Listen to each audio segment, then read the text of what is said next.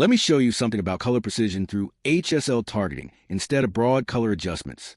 Most people use hue/saturation, which adjusts an entire color range. HSL, hue, saturation, luminance, lets you target colors with surgical precision. Open your curves dialog. Rather than adjusting RGB channels, I'm going to work within specific color spaces. If I want to adjust only the reds in my image, I can use the red channel curve while ignoring blues and greens. But more sophisticated is using curves on a layer where I've first created a color-specific mask. Select Color Range, targeting reds, then apply curves only to areas where reds exist. This ensures my adjustment affects only the specific color I'm targeting without spillover into adjacent hues. I can show you the difference